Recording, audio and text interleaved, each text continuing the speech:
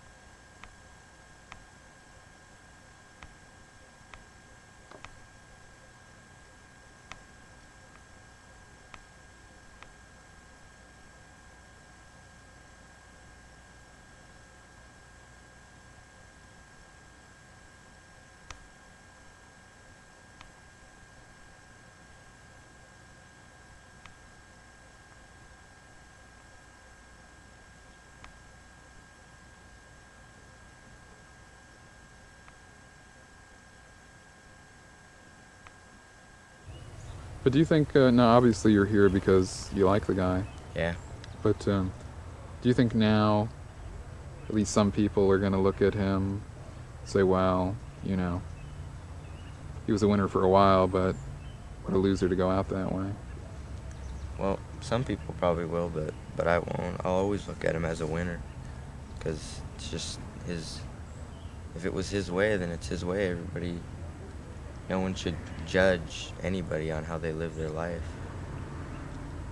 Hopefully, people won't judge him when later in life. Hopefully, he'll be remembered by his music, not by killing himself. Yeah, well, no, that seems to be one of the main things, which is that now that he's gone and done this, then at least people that aren't familiar with what he and the band were all about are going to think, well, that was music for depressed, confused teenagers, and look where that leads you. Um, That's probably what people will think if they don't know anything. But if they know about Nirvana and what Nirvana, and they listen to the music, they should be able to understand. so it seems like what you're saying is that this really sad thing that's happened, it's not really a part of Nirvana in terms of. No, Um, I think it's a part of Kurt Cobain and his life. I don't think it's a part of Nirvana at all. but I mean, what were there when you listened to his music? Did you think, wow, here's one self-destructive, depressed guy? No, I just thought here's one amazing songwriter that I just adore. I mean, I fell in love with the guy just listening to his music. That's pretty powerful. To to give someone that much respect and never meet him. His music got into people. He didn't even have to prove himself.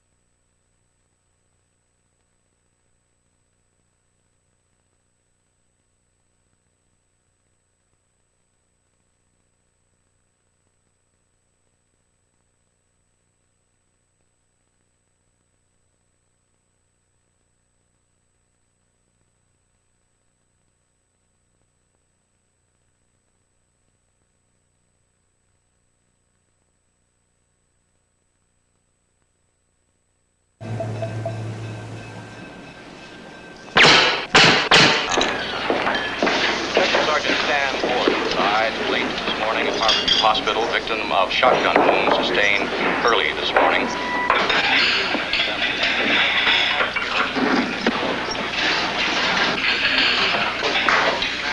Boyle's assailant remains at large. Police investigation continues.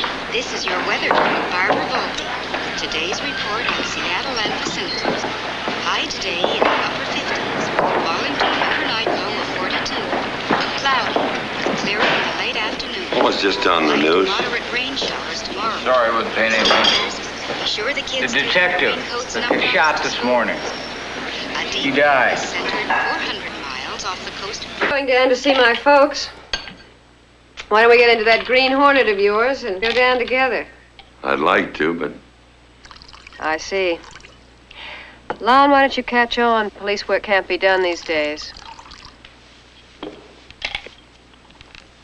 Crime isn't just organized, it's institutionalized. And you're blowing it, you know. what? Your allotment, brother. You're off the force, you won't get licensed. You know, kid, and you're empty. Why don't you do something filling? I want to know who did it and why. You'd think I would too, wouldn't you? Big people, it would seem. A big operation. Who else but big people? How about Stan Boyle? Did you blast him? I had no reason. Possibly he discovered what was taking place. Perhaps it's been going on for a long time. Maybe everything that was ever burned was sugar. I find that concept fascinating. Certain officials are my competitors. See what the world has become? Well, I can't help you. Then go. I've nothing to fear from you. All this will be destroyed. And no one will know of my embarrassment except those very clever officials. Of course. Huh? One more thing.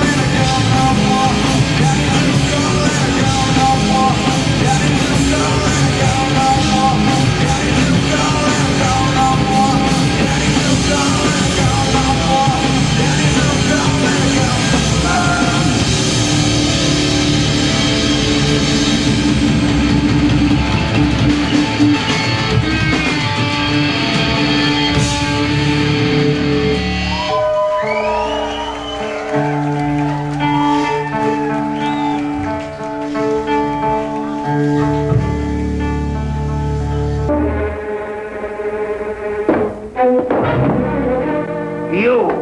How dare you? You ruined my scene! That, I believe, will only be the least of it. Well, who are you and what do you want? In answer to your first question, my name is Sherlock Holmes. In answer to your second, I want you for the murder of Phyllis Brighton. Murder? Phyllis Brighton? Better known in theatrical circles as Bobo LeVay. Get out of my dressing room. Your acting stands you in good stead, Mr. Prime. You almost convinced me of your innocence. However, acting and life are two quite different things. Tonight, on the stage, you murdered the girl Desdemona in make-believe. A month ago, you murdered a woman in a more sordid drama. You may as well continue this farce. The stage is all yours. Thank you. I shall try to be brief. You and your ex-partner planned what seemed to be a simple but clever scheme. She would marry some poor, unsuspecting soul, and you would murder him. And then the pair of you would share the insurance policy. Ridiculous. And it might have worked, but for one thing. Phyllis fell in love with Edward Brighton.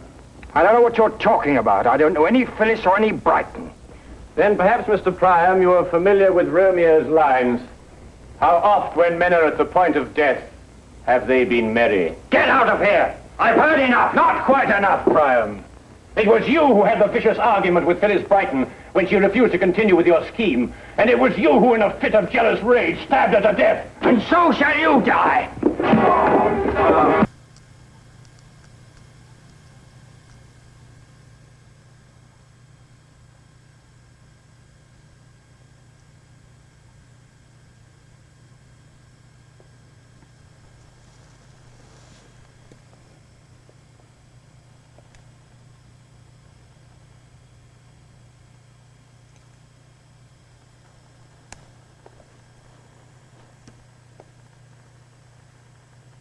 Out of my dressing room. Your acting stands you in good stead, Mr. Priam. You almost convinced me of your innocence. However, acting and life are two quite different things.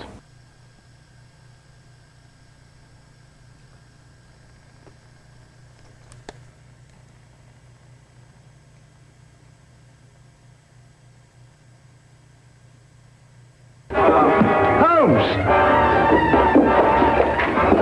Let me go! Let me go! I came here as soon as I got your telephone message, Holmes.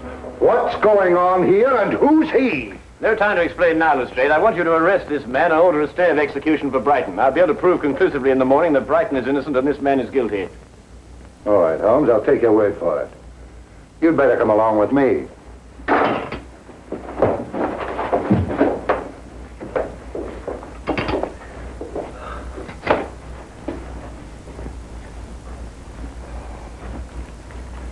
Oh, I must admit, Holmes, I've been far too shaken to think clearly, but just the same, I can't believe it. I mean, with my very eyes, I saw him stab you with that dagger. Holmes, what on earth? Watson, if actors were allowed to use real weapons on the stage, the mortality rate would be something fantastic. Observe how the blade disappears into the handle.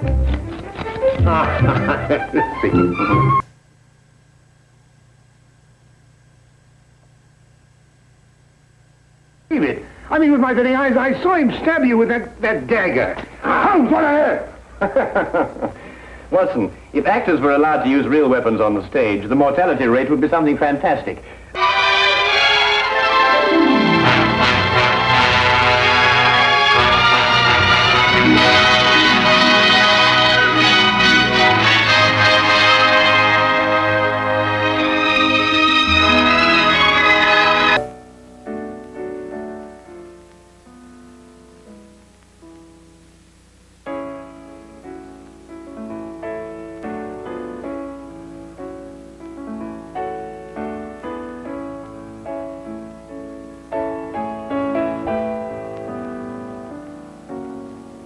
All right, Dolores. I have been avoiding you. I've been working, trying to finish this song. Besides, I didn't feel like seeing you. You're making a nuisance of yourself the last couple of weeks. Telephoning. Waiting outside my house. But it isn't going to do any good. We are finished.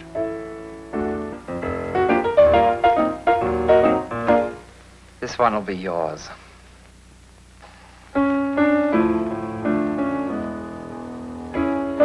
I'm calling it Nocturne.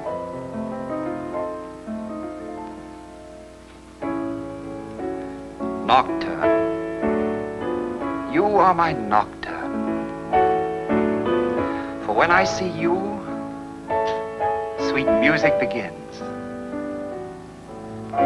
Yes, the melody begins. And the lyrics start. Like a million violins, you play upon my heartstrings. Nocturne. You are my nocturne. You are the words I sing, the notes I play.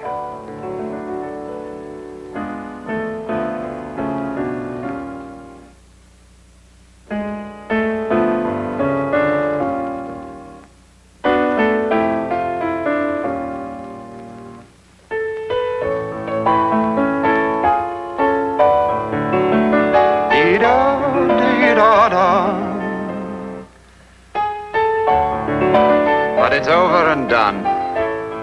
You're no longer the one. For that was yesterday.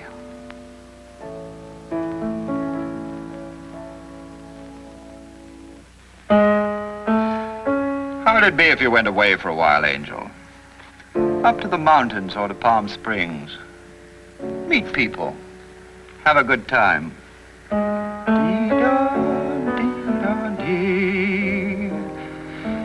If you need any money, I'll be glad to help.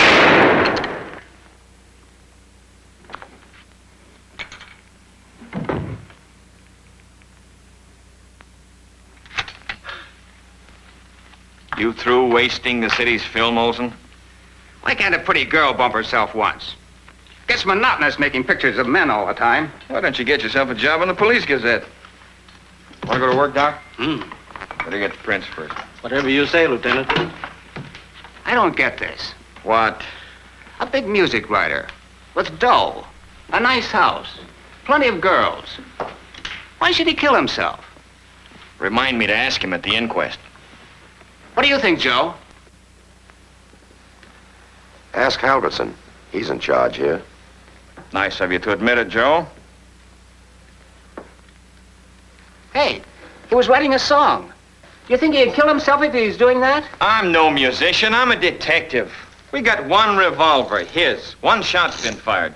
If his fingerprints are on the revolver and if he's got powder traces on his hand, it's suicide. If they ain't, and he hasn't, it's murder. Simple mathematics. The gun's got his prints, all right. You can always switch the prints. What about the powder traces? I'll tell you in a minute. Now, if I were investigating this case, I'd... Look, do I tell you how to make pictures? No, I guess you do.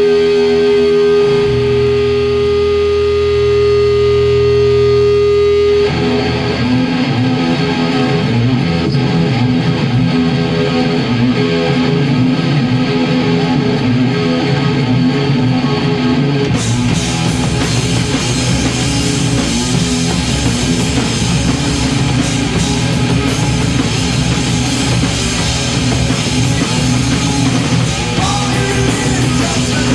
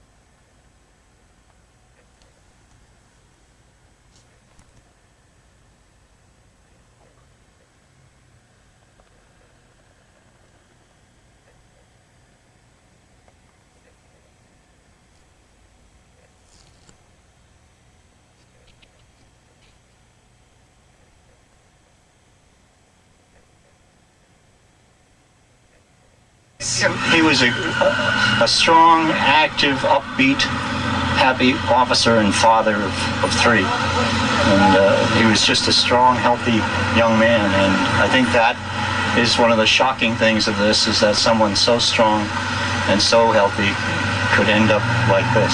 An autopsy has failed to determine what caused the death of a Seattle rock musician. Kristen Pfaff belonged to the punk rock band Hole. The band is headed by Courtney Love, widow of grunge star Kurt Cobain. He committed suicide in April. Como's Enrique Cerna reports toxicology tests will be conducted to see if Pfaff died from a drug overdose. Kristen Pfaff was last seen alive on Wednesday night. She'd been with two friends at her Capitol Hill apartment. About 9:30, she left them to take a bath. The next morning, a friend found Pfaff in the tub, dead. Police say syringes and other drug paraphernalia were found nearby. The 27-year-old Pfaff joined the band Hole last year. The group's record company says she had a history of heroin abuse, and this past winter entered a drug rehabilitation program. In a telephone interview from his Denver home, Pfaff's father says he believes she had overcome any past drug problems. And if she was on Wednesday night, that's a tragedy. And but I don't have any reason to believe it was anything that was regular or something that she wanted as part of her lifestyle. Surviving members of Hole issued a statement this afternoon saying, "We are obviously shaken by the recent tragedies affecting our band, but have decided to continue on as a band after we regroup, collect our thoughts, and mourn the passing of a very loved person." If toxicology tests confirm Pfaff's death as drug-related, she will become the third major Seattle rock musician to die from an overdose in the last 4 years. Others include Stephanie Sargent of the group 7 Year Bitch and Andrew Wood of the band Mother Love Bone. Next in the Kristen Pfaff case, toxicology results will be known in 4 to 6 weeks. Pfaff's body will be flown to Buffalo, New York, where she'll be buried. For the coroner's office knows exactly what caused the death of grunge band member Kristen Pfaff. The 27-year-old bass player for the group Hole was found dead inside her Capitol Hill apartment in Seattle yesterday morning. Police reports indicate drug paraphernalia was found near her body, but an autopsy today did not conclude if Pfaff died from a drug overdose. Toxicology tests are under... Kafka, you had told us that Miss Rossman had disappeared. Well, she has been found. Yes. We are recommending for the report a verdict of suicide. What would be your opinion?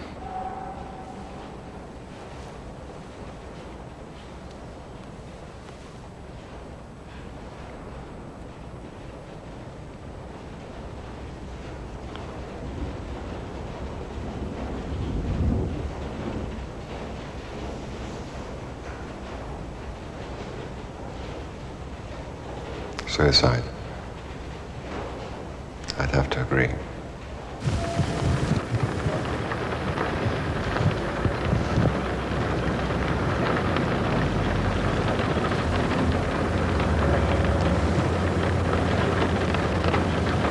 Officials say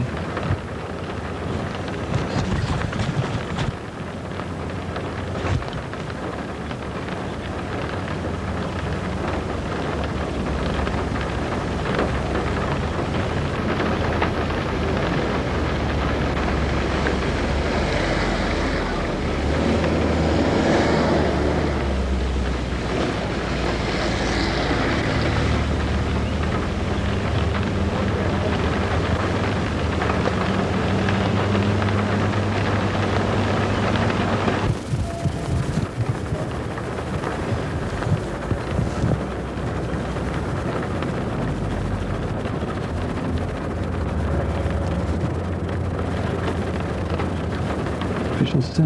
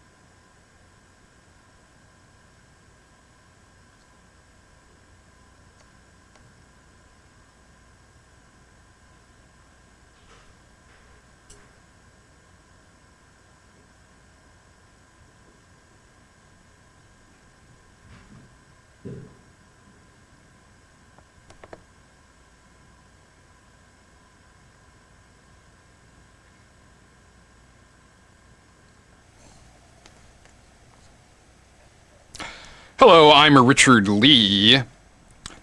Although the wit and wisdom of commentators and columnists so often reminds us of the axioms that those who do not know history are doomed to repeat it, and even more tepidly than that, that like the business cycle in the economy that is generally perceived to be the make or break factor in contemporary presidential elections, that history inevitably, invariably moves in cycles. Quasi-commentator contrarian Ross Perot, for instance, uses the cyclical history of history, the cyclical theory of history, that is, to remind us of the inevitability of big wars that are, in his view, a-comin'. A more interesting axiom in this area for those of us who like to try our best to live in the present comes from George Orwell's 1984. Wrote Orwell, "Who controls the past controls the future. Who controls the present controls the past." And of course, nowhere in our society do we find a more exemplary evidence that such a thing as the present exists as we find in the daily news.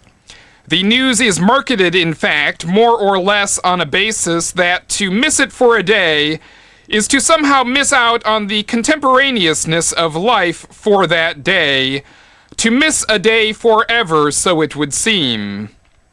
The news is our unifying field, our best effort at a central nervous system, the present-day version of an information highway. It is relentlessly quicksilver contemporary.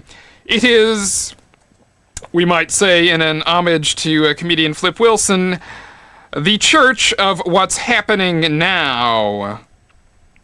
But what if a nick, a scratch, a flaw in the unifying field theory appears, and then upon close examination appears to be more of a schism or even a chasm, a scratch multiplied times X, resulting in a Grand Canyon of a loss of verisimilitude in the news media? Just this last week, a tiny scratch appeared in the surface of the machinery of the news publishing that related directly to Orwell's vision of 1984.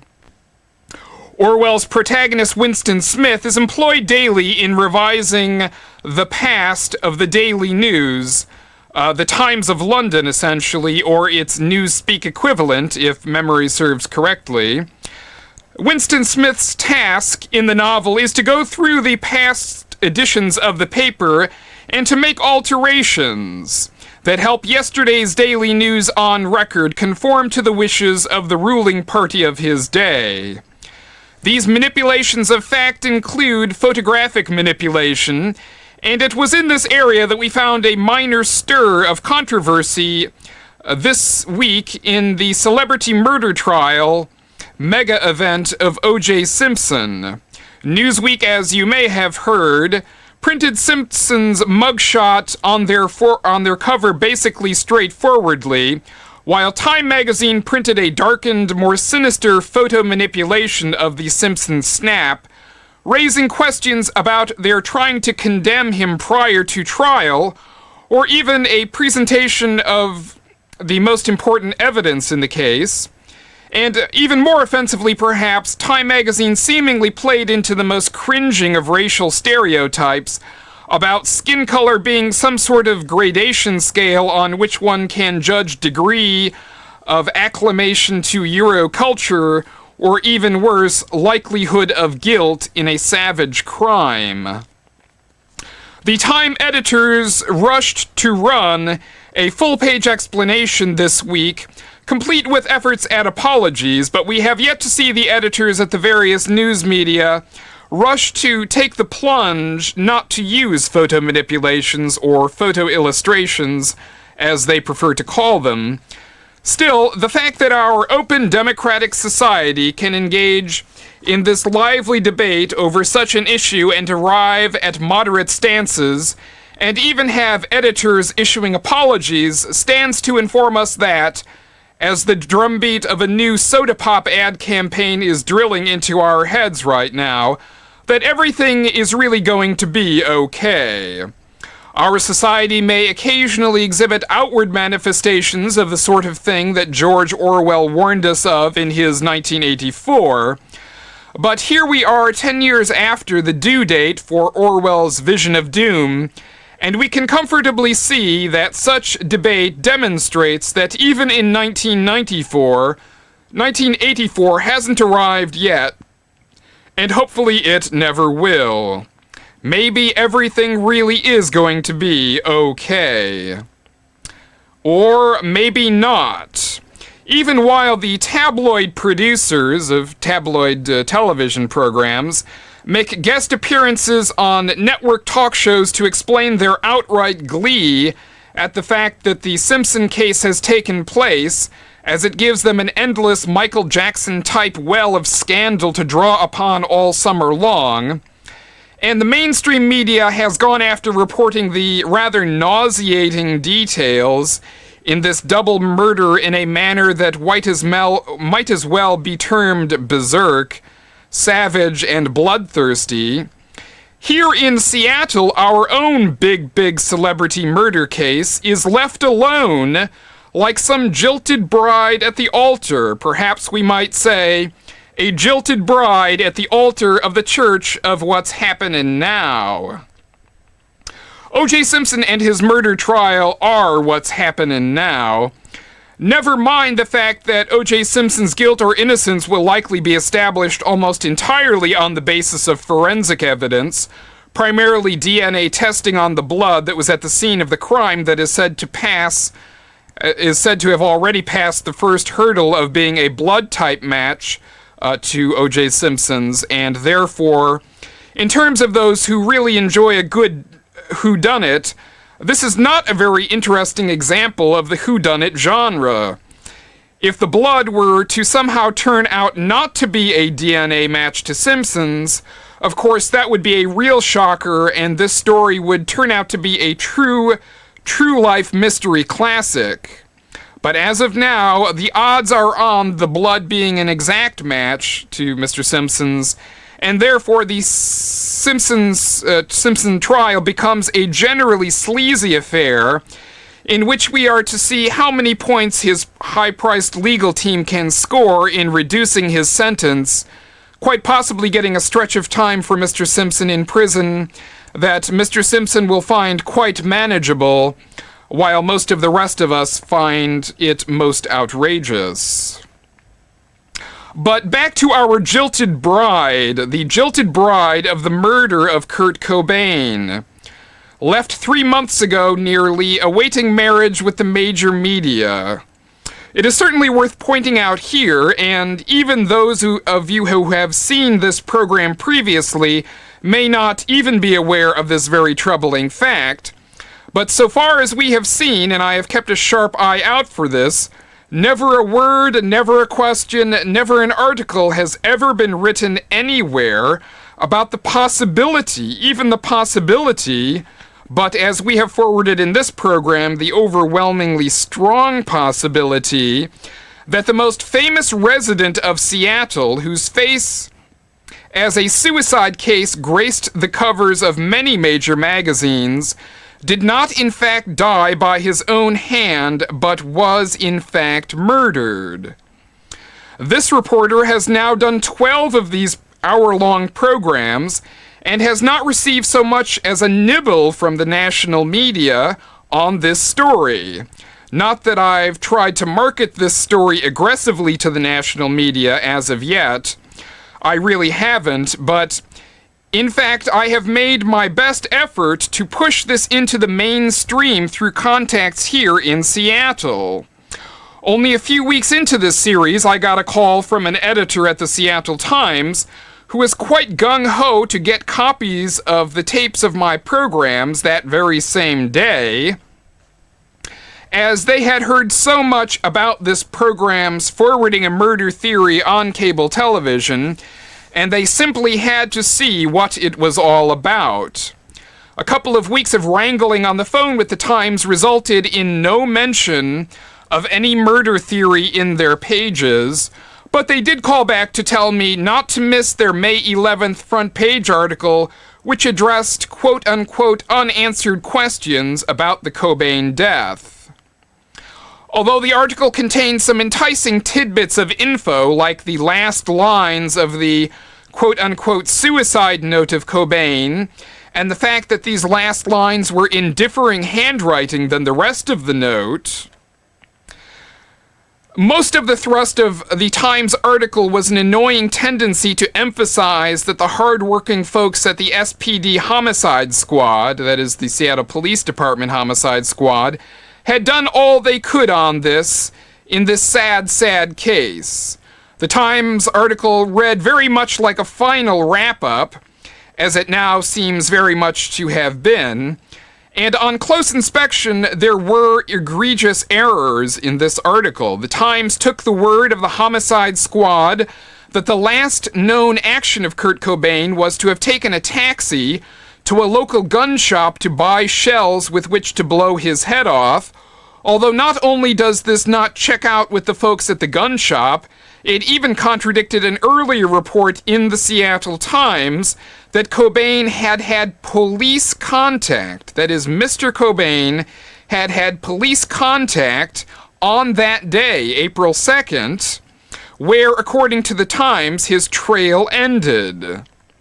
This is a matter which, as far as I've seen, the Times has left unresolved, although it is certainly not insignificant, not only because this is where the trail on Cobain ends, but because the police officer who was more or less on the case at that time concerning missing person Cobain, because of prior contacts with Mr. Cobain's wife, the unlikely narc Ms. Courtney Love Cobain, with whom this detective was reportedly working to bust heroin dealers in Capitol Hill.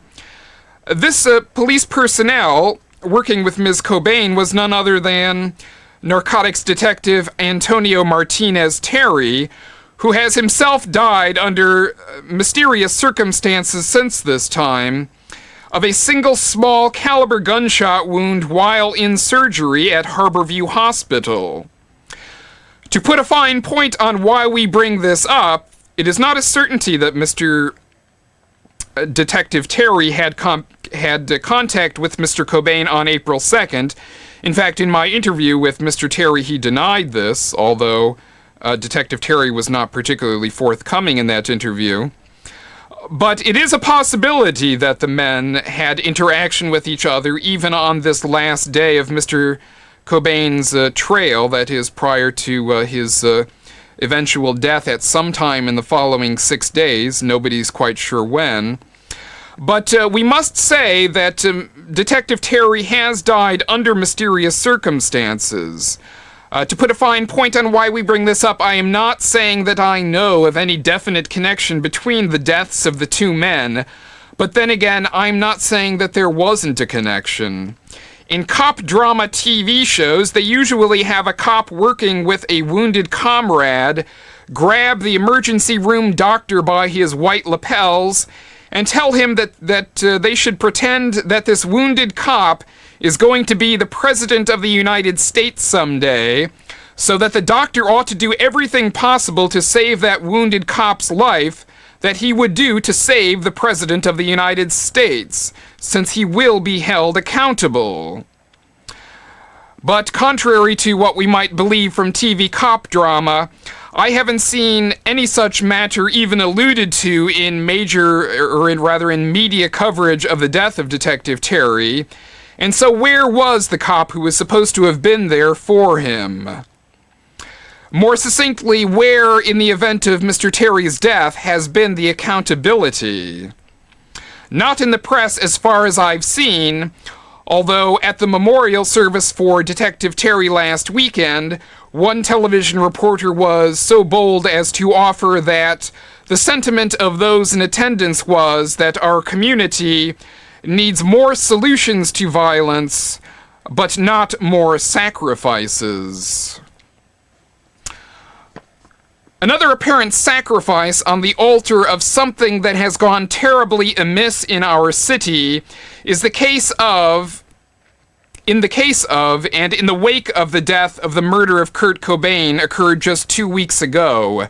This being the mysterious death of 27-year-old Kristen Pfaff, bass player for the band Hole, which is the vehicle for Mr. Cobain's widow, Courtney Love. As we reported last week, when we called the homicide squad at the SPD, we were told that no investigation is being conducted into the death of Ms. Pfaff by our detectives. We're waiting for word from the King County Medical Examiner before doing that.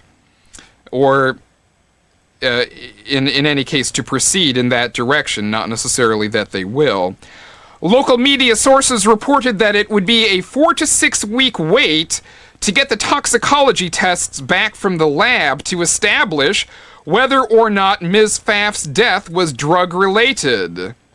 While the police reported that this was perhaps the cause of death, that is, a drug-related death, as they had found some syringes on the premises, the medical examiner's office, as far as we've seen, has not made any indication that they have even preliminary findings that would indicate that Ms. Pfaff died some sort of a drug-related death. And this business of 4 to 6 weeks of waiting seemed very problematic indeed in the possibility of foul play, and so we wondered perhaps if the local media hadn't simply gotten this wrong, this long wait, or perhaps were relying on prior experience that this is sometimes how long it can take. But in fact, in an interview with Ms. Pfaff's father in Denver I conducted yesterday, this bears out that this is the projected wait time for results, and this is what Mr. Pfaff has been told, apparently by authorities who would know. Mr. Pfaff also provided some additional troubling details that you may not be clear on in the death of Ms. Pfaff. Mr. Pfaff, who says that he has kept fairly close contact with his daughter on the telephone, said that his perception was that his daughter was never, as a rock musician, very strongly in the just say no camp, but that his clear perception was that her drug use was exclusively in the area of alcohol and marijuana her whole life. Her whole life, at least prior to coming to Seattle last year to join Ms. Love's band Hole. The band members of whom discovered her while Ms. Pfaff was working as a musician in Minneapolis. Mr. Pfaff said that his daughter's impression of her employer, Ms. Love, was not on the whole good, that she felt that Ms. Love was a bad influence on her husband, Mr. Cobain. Mr. Pfaff disputed reports that his daughter had been in any kind of a drug treatment center in the past year, saying that instead she had been briefly hospitalized in a regular medical hospital setting this last winter for what he was told was an infection of some sort that may have been drug-related. Mr. Pfaff said that just prior to his daughter's death, she expressed skepticism about the band Hole being her big ticket to a big career, as things with that band have been on hold indefinitely since the death of Mr. Cobain, and that Ms. Pfaff was eager to leave Seattle and go back to Minneapolis to resume her rock music career with friends there. In fact, Mr. Pfaff said that the U-Haul truck that was parked in front of Ms. Pfaff's building, which was seen in TV footage, was a truck that she had moved most of her possessions into, and that Ms. Pfaff was all set to leave town the very next day. That is, the day after the overnight during which she died. Mr. Pfaff said that this would have been a strange time for her to indulge in taking narcotics, particularly since she had told him that she no longer had any involvement in using drugs.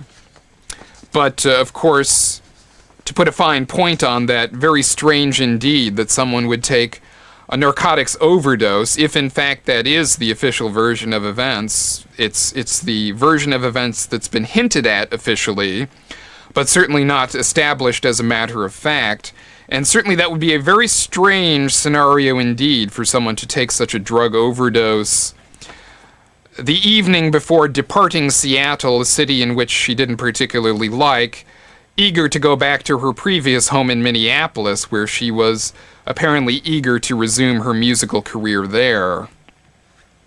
And one other point that I brought up with Mr. Pfaff in our interview, which aroused a good deal of interest in him, was a report from just a few months ago, this is from Seattle Times, that if in fact someone does overdose on drugs, and it's a lethal matter, the person who supplied those narcotics is then subject to laws which enforce penalties for what is called controlled substances homicide.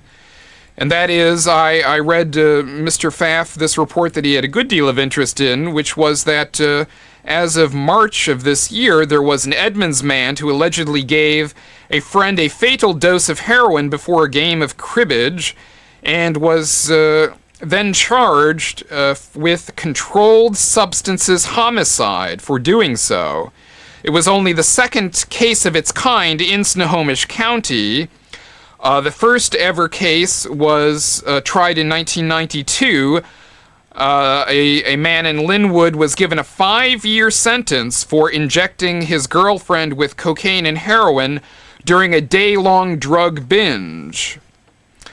And so you get the idea, is that fatal drug overdoses are not uncommon, but these cases of controlled substances homicide prosecutions are rare because there's often little or no proof linking the supplier to the victim. And of course, the real concern in this case, dealing with Ms. Pfaff, is that certainly if the Seattle Police Department had any interest in making an investigation into the possibility of this type of homicide, a controlled substances homicide, they certainly could have done so in the case of Ms. Pfaff. There was one individual, a young man, who was there all night, overnight, who was, as we understand it, a friend of Ms. Pfaff, who was helping her to move and was going to be helping her to drive back the next day to Minneapolis. And certainly that individual should have been questioned at least, although, as Mr. Pfaff tells it, he was allowed to leave town to go back to Minneapolis the next day. And the other suspect, the other individual who should at least be questioned as a matter of course in pursuing the possibility of a substances abuse, that is a controlled substance homicide, would be Mr. Eric Erlandson, who is a member of Ms. Love's band Hole. Oh, hold on just one moment. Oh, sorry about that. The nasty business of technical difficulties, the telephone ringing. But as I was saying, in conclusion, although I'm certainly not going to make any friends in the narrow world of the top rock band Hole by raising this question, certainly Mr. Erlandson, who had business associations with Courtney Love and business associations with Ms. Pfaff, which were, to say the least, strained at this particular time, should be questioned in the issue of pursuing a controlled substances homicide. That is, he certainly should have been asked if he had any idea where any controlled substance that Ms. Pfaff may have ingested at this particular time may have come from. So you see, there's no reason to brush aside the death of someone, a mysterious death, a death which has no cause, simply because the police were able to find syringes on the premises. In fact, that clears the way for them to aggressively pursue the possibility of a controlled substances homicide. And again, we can't make any clear indication of guilt on anyone's part, but certainly there are two individuals who were present the evening before and overnight, in one case, before Ms. Pfaff's death, and certainly they should have been subject to questioning and investigation in this case, because when someone dies of narcotics abuse, it's not merely a sad, sad case. It is a case which calls for a homicide investigation, although none was done.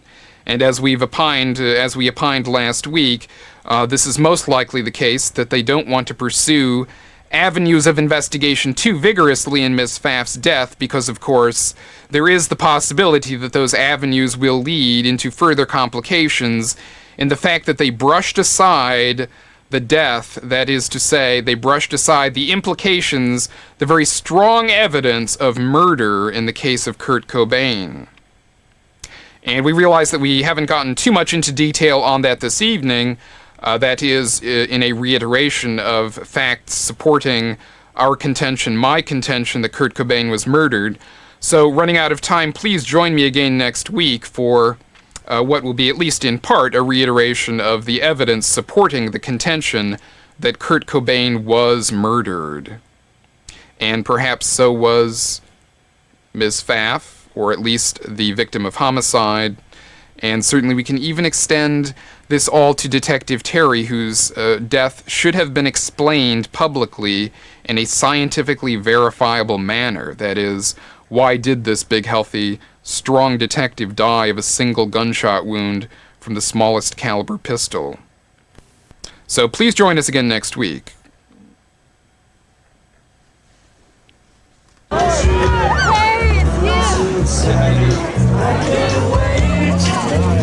So, didn't I speak to you yesterday? Yeah, I'm at Cobain's house. My friend's here too. Forever he You've is. been moshing your head off, eh? This is great, dude.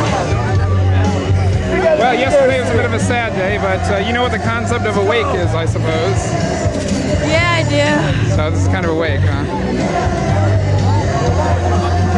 So did rock and roll die with Kurt Cobain? It's still here with his music, man.